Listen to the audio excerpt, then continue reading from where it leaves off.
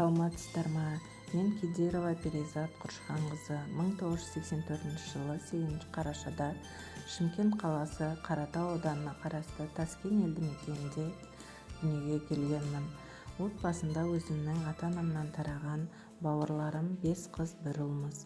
2 әпкем, 2 сіңілім және інім бар. Толық отбасында тәрбиеленіп өскенмін. Мен 1991 жылы номер 46 Оразбай би атындағы орта мектебінің 1 сыныбына қабылдандым. 99 жылы Оразбай би мектебінің 9 сыныбын бітірдім.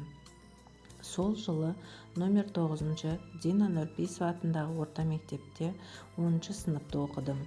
2000 жылы Ахмет Байтұрсынов атындағы орта мектепке 11 сынып оқушысы болып қабылдандым. Аталған мектепті 2001 жылы бітіріп шықтым. 2005 жылы қараша айында тұрмысқа шықтым. Күйеуім Кедеров Биболат Байдоллаұлы 1975 жылы 31 қазанда Сайрам ауданы Көлкент округіне қарасты Мадани ауылында дүниеге келген. Қазіргі таңда қаруландырылған теміржол күзетінде аға күзетші болып жұмыс жасайды. Алланың берген 5 ұлын дүниеге әкелдім.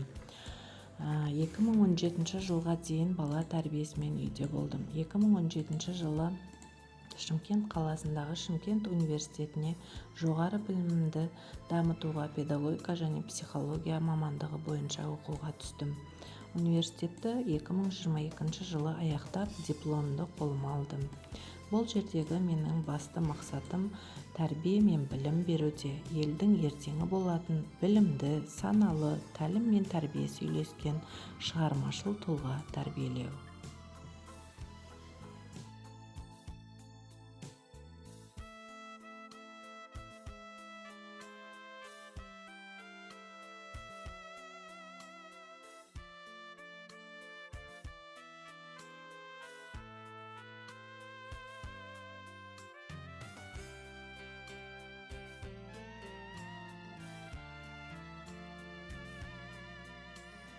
Тәрбиені негізгі алтын діңгегі отан, ал отан отбасынан басталады.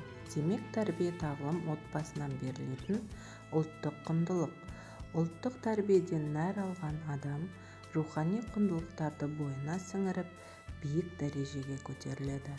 Мұндағы ұлттық тәрбиенің негізгі түйіні адамгершілік пен имандылық, ақыл-ой мен еңбек, эстетика мен этика, дене тәрбиесі мен ұқыптылық, қайырымдылық пен әділеттілік сияқты ізгі қасиеттерді бала бойына сіңіруге бағытталған.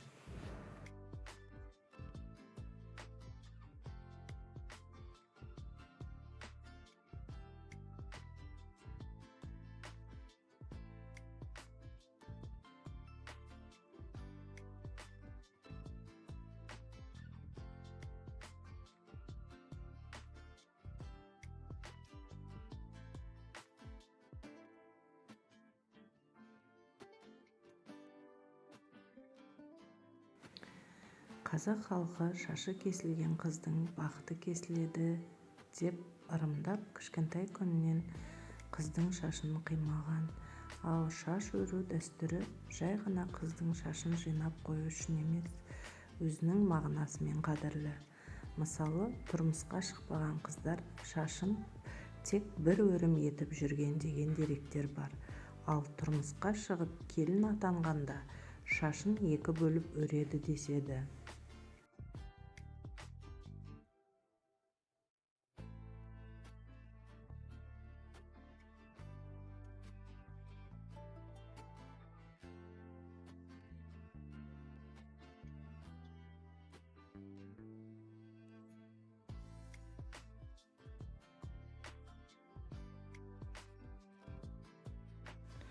Бесік сәбидің тазалығына, денсаулығына пайдасы зор.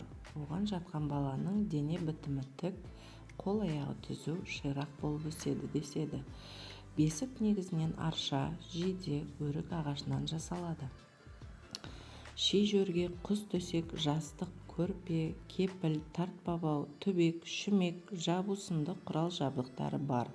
Ал біздің халық осы бесікке салудың өзінің жөн жоралғысы бар, әдемі дәстүрге айналдырды. Сәбиді қырқынан шығарған соң, оны бесікке салу, оны елге сыйлы, өмірі өнегелі, жолы үлкен әжелерге тапсырылады. Ақ дастархан жайылып, сыйлықтар таратылып, жиналған әйелдер бесік жырын айтып, тойға ұласады.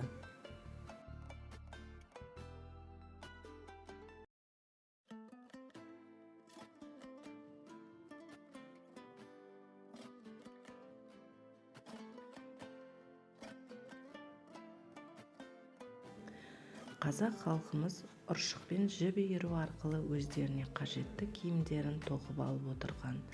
Жіп иіру үшін қойдың жүнін қырқып алып, жуып, кептіріп, ұршықпен иіріп, жіп жасаған. Осындай салт дәстүріміз ұмыт қалмас үшін мен балаларға дәріптеп көрсетіп отырамын. Мен қызыма алтын күз мерекесіне өз қолыммен көйлек тігіп, жүлделі орынға, яғни марапатқа ие болдық.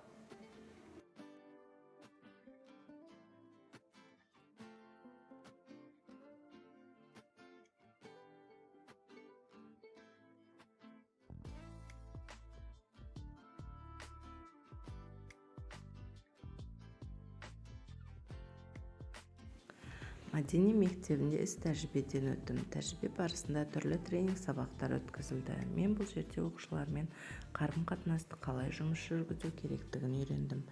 Мен өзіме жан-жақты тәжірибе жинақтадым. Педагогтардың білімін бағалау тестінен өтіп, жақсы балл жинадым. Және де мен мәдени жалпы білім беретін мектебінде тәлімгер болып қызмет атқардым.